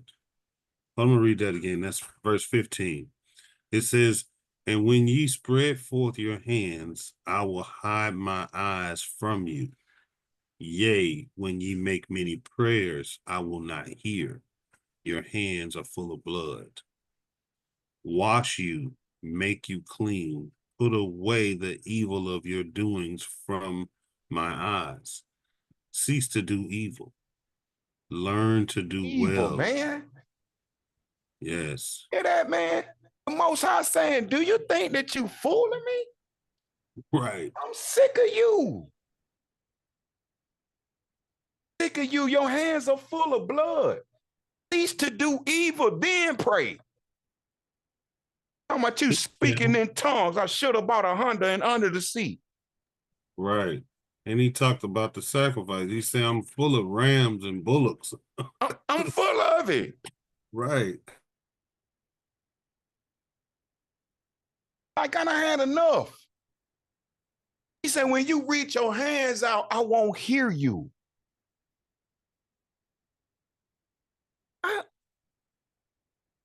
People say, well, why would a God, like I heard Aries Spears. Oh, the people in the church are always talking about God is good all the time. He said, but wait a minute. 400 years of slavery all the time? All the time? Yes, all the time. Why is he good? Let's see. Let's see. Let's see why he's so good. Scriptures say why he's so good. Let's see the part that Aries Spears don't understand. He said, don't murmur amongst yourselves. You should be here. You standing here with the truth. You should shut your mouth and learn. That's what you should do.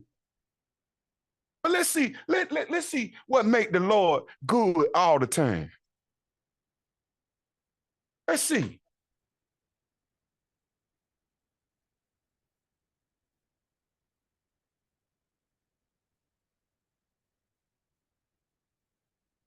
See what make the Lord good all the time.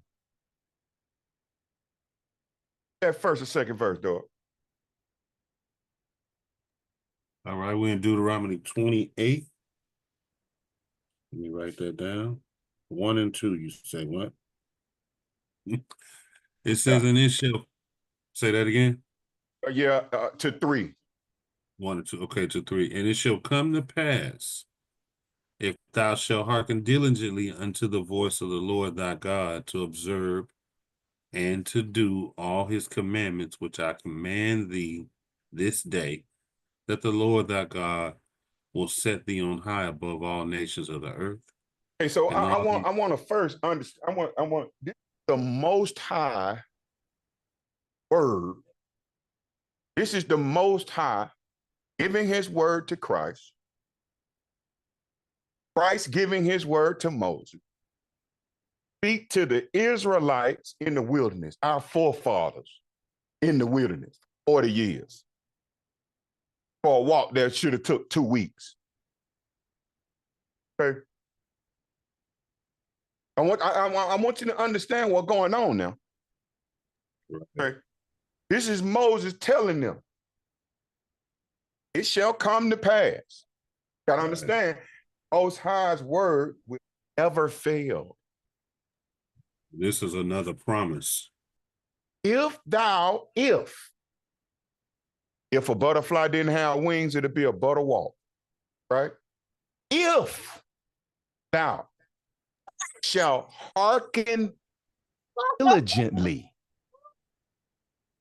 unto the voice of the Lord thy God, to observe and to do all his commandments, which I command thee this day, that the Lord thy God will set thee on high above all nations of the earth.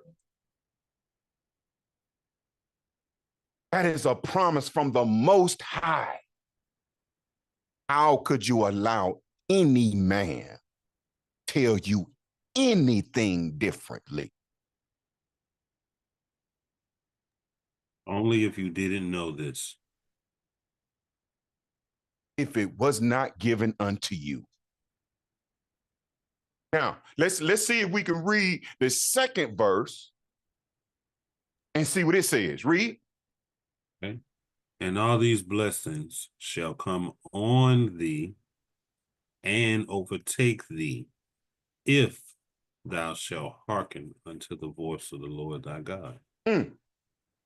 Blessed shalt thou be in the city, and blessed shalt thou be in the field. Okay, so now, is that a God that's good all the time? He gonna make you the top nation over all the nations of the earth. All these blessings are gonna come upon thee and overtake thee, if thou shalt hearken unto the voice of the Lord. Blessed shalt thou be in the city. Blessed shalt thou be in the field. Blessed shall be the fruit of thy body, and blessed shall be the fruit of thy ground. Blessed shall be in the fruit of thy cattle, and the increase of thy kind, and thy flocks of thy sheep. Blessed shalt thou the basket and thy store. Blessed shalt thou be when thou comest in, and blessed shalt thou be when thou goest out. And the Lord shall cause thine enemies that rise up against thee to be smitten before thy face. They shall come out against thee one way, and shall flee 7 ways. The Lord shall command the blessings upon thee in thy storehouse, and in all that thou settest thy hand to do unto. And he shall bless thee in the land which the Lord thy God giveth thee. And the Lord shall establish thee a holy people unto himself, as he hath sworn unto thee, if thou shalt hearken unto the commandments of the Lord thy God, and walk in his ways. And all the people of the earth shall see that thou art called by the name of the Lord, Israel, Prince of the power. And they shall be afraid of thee. And the Lord shall make thee plenteous in goods, and in the fruit of thy body, and in the fruit of thy cattle, and in the fruit of thy ground, and in the land which the Lord sware unto thy fathers to give thee. That's real estate. That's flocks and herds and cattle. That's you sustaining yourself. That's having everything that you need at all times. And the Lord shall open unto thee his good treasure, the heaven, to give the rain unto thy land in his season, and to bless all the work of thine hand. And thou shalt lend unto many nations, and thou shalt not borrow. And the Lord shall make thee the head and not the tail. And thou shalt be above only, and thou shalt not be beneath. If thou shalt hearken unto the commandments of the Lord thy God, which I command thee this day, to observe and to do them. And if thou shalt not go aside from any of the words which I command thee this day, where is Christianity? Where is Islam? To the right hand nor to the left, to go after other gods and serve them. To go after other gods and serve them. 15th verse. But it shall come to pass, if thou wilt not hearken unto the voice of the Lord thy God. Now we heard 14 verses. Is that a good God or not? I mean, does anybody see where you can be a better God than that? I mean, is there anything missing? I mean, I don't see a PlayStation on there, but I'm sure a PlayStation is included.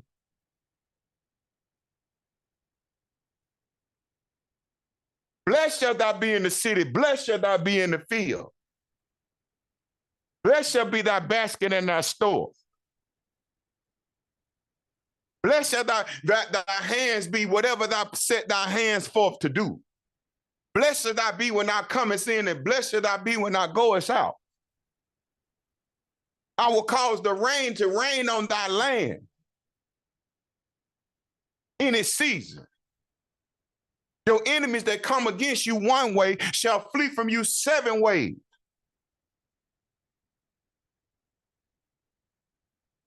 But you prefer a religion that allows you to eat swine and makes you your brother with your enemy, with your eternal enemy. That's what you prefer. You don't want to be above all nations. You want to be equal with all nations.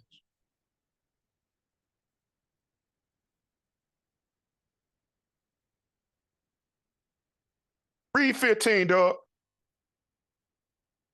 I mean, but do we agree that God is good all the time? Oh, yeah. Can you be any better of a God than that to a nation of people? I'm trying to figure out. I mean, did he leave anything out? And then he warned you. Yeah, he told your fathers. He told your fathers to tell you. Then he made a record of it. And he gave you teachers to come and show it to you again, to bring all things to your remembrance whatsoever I have said unto you. Set you another comforter.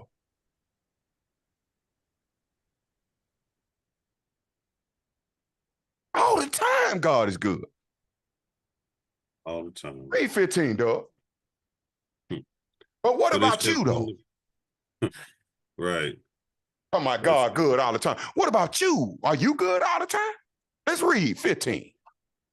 But it shall come to pass, if thou wilt not hearken unto the voice of the Lord thy God, to observe, to do all his commandments and his statutes, what I command thee this day, that all these curses shall come upon thee and overtake thee.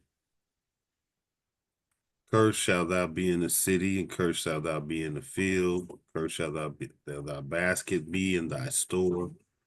Cursed shall be thy First, first shall be the fruit of the body, the fruit of the land, the increase of thy kind, and the flocks of thy sheep. Cursed shalt thou be when thou comest in, and cursed shalt thou be when thou goest out. The Lord shall send upon thee cursings, vexations, and rebuke in all that thou settest thy hand unto for to do, until thou beest destroyed, and until thou perish quickly, because of the wickedness of thy doings, whereby thou hast forsaken me. The Lord shall make the pestilence cleave unto thee, until he have consumed thee from off the land, whether thou goest to possess it. The Lord shall smite thee with a consumption, and with a fever, and with an inflammation, and with an extreme burning, and with the sword, and with blasting, with mildew. And they shall pursue thee until you perish, until thou perish. And thy heaven that is over thy head shall be brass, and the earth that is under the feet shall be iron. The Lord shall make the rain of thy land powder and dust. From heaven shall it come down upon thee until thou beest destroyed. The Lord shall cause thee to be smitten before thine enemies, that thou shalt go out one way against them and flee 7 ways before them, and shall be removed unto all the fowls of the air, and unto the beasts of the earth, and no man shall fray them away. The Lord will smite thee with the botch of Egypt, and with the emeralds, and with the scab, and with the itch, wherefore thou canst not be healed. The Lord shall smite thee with madness and blindness and astonishment of heart, and thou shalt grope at noonday, as the blind gropeth in darkness, and thou shalt not prosper in thy ways. And thou shalt be only oppressed and spoiled evermore, and no man shall save thee. Thou shalt betroth a wife, and another man shall lie with her. Thou shalt build a house, and thou shalt not dwell therein. Thou shalt plant a vineyard, and thou shalt gather the grapes thereof, shall not gather the grapes thereof. Thine ox shall be slain before thine eyes, and thou shalt not eat thereof. Thine ass shall be violently taken away from before thy face, and shall not be restored to thee. Thy sheep shall be given unto thine enemies, and thou shalt have none to rescue them. Thy sons and thy daughters shall be given unto another people, and thine eyes shall look and fail with longing for them all the day long, and there shall be no might in thy hand. The fruit of thy land and all thy labors shall a nation which thou knowest not eat up, and thou shalt be only oppressed and crushed alway, so that thou shalt be mad in the sight of thine enemies, which thou shalt see. The Lord shall smite thee. Whoa, I lost my spot. The Lord, I see it. What was that? You had 35. Thank you, Auntie. And the Lord shall smite. Thank you, Auntie. I made it big, so it just knocked it down the screen. Yeah, the Lord shall smite thee in thy knees and in the legs with a sore botch that cannot be healed, from the sole of thy foot unto the top of thy head. The Lord shall bring thee and thy king, which thou shalt set over thee, unto a nation which neither thou nor thy fathers have known, and there shalt thou serve other gods, wood and stone. Wood and stone, that old rugged cross, and that cobblestone in Mecca, that you can't even be a Muslim, a certified Muslim, until you take your Hajj. Ain't that what you taught? Hey, why you mad at me? Read. And thou shalt become an astonishment, a proverb, and a byword among all nations, whither the Lord shall lead thee.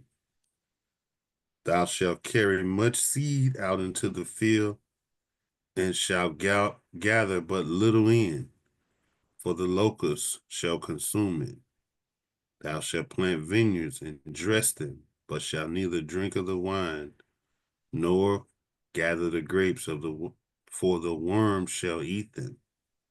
Thou shalt have olive trees throughout all thy coasts, but thou shalt not anoint thyself with the oil. For thine olive shall cast his fruit. Thou shalt beget sons and daughters, but thou shalt not enjoy them, for they shall go into captivity. All thy trees and fruit of thy land shall be locusts consumed. The stranger that is within thee shall get up above thee very high, and thou shalt come down very low. He shall lend to thee, and thou shalt not lend to him. He shall be the head, and thou shalt be the tail.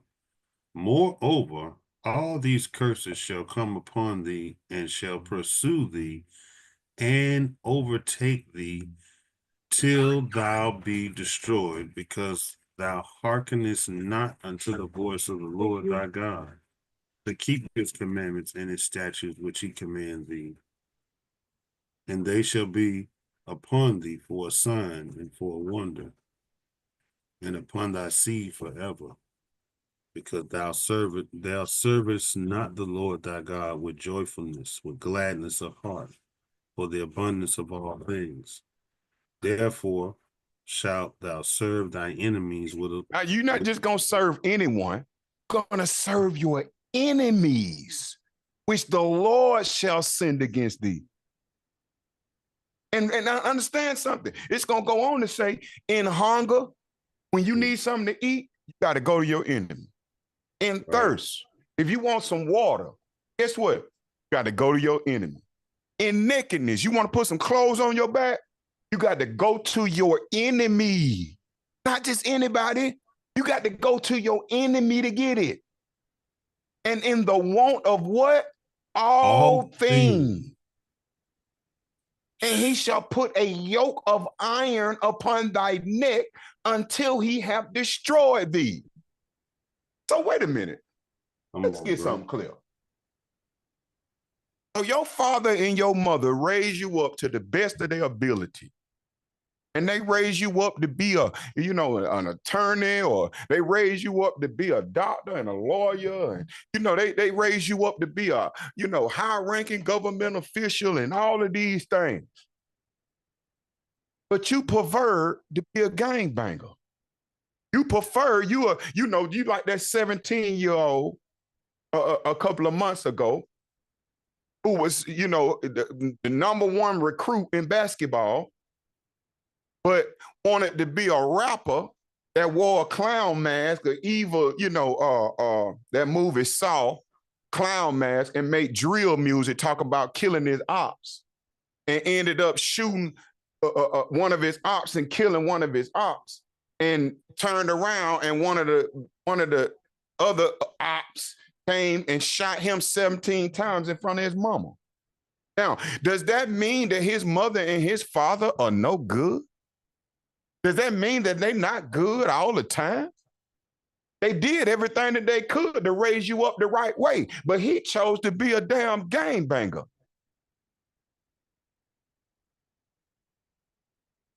But now God ain't good because you went into slavery. God ain't good now. Like he gave you 68 verses. He gave you 68 verses. He gave you the blessings and the curses.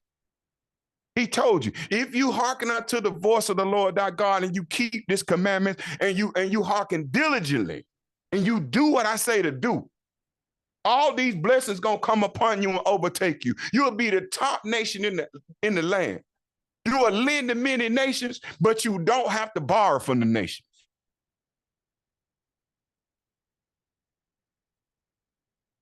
But God ain't good.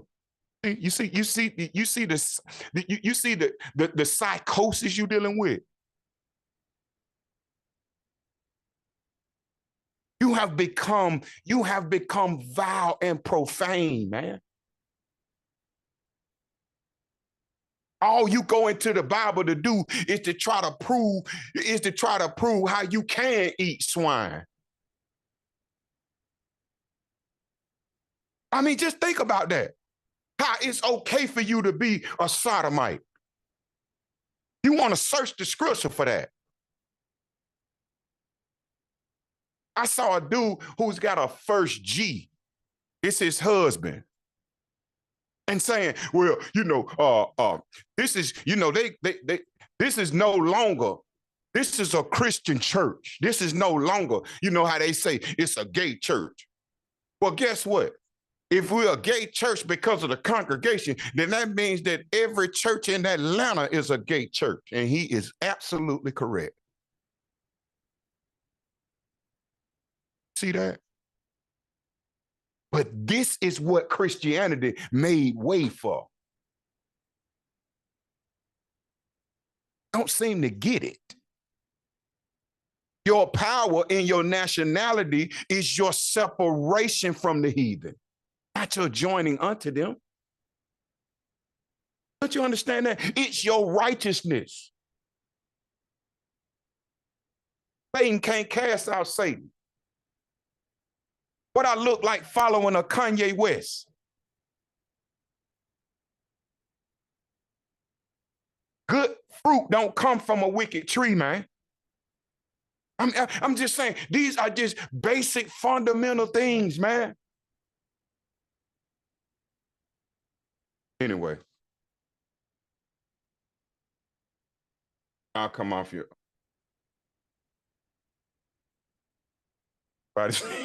Wow. Anybody learn anything? Wow. Whoa. Well, I didn't know Farrakhan had a white daddy. I'm gonna have to go check that out. Sitting up there talking all that blackness with a white daddy. For all those years. All them years. And upheld as Negro leadership. Right. That part. You know, it's just so sad how for years, even when it came to our parents that didn't know the truth, that we as children was under their jurisdiction to do as they were telling us to do. But now that the generations have changed like it has changed, and nephew, I'm proud of you because you do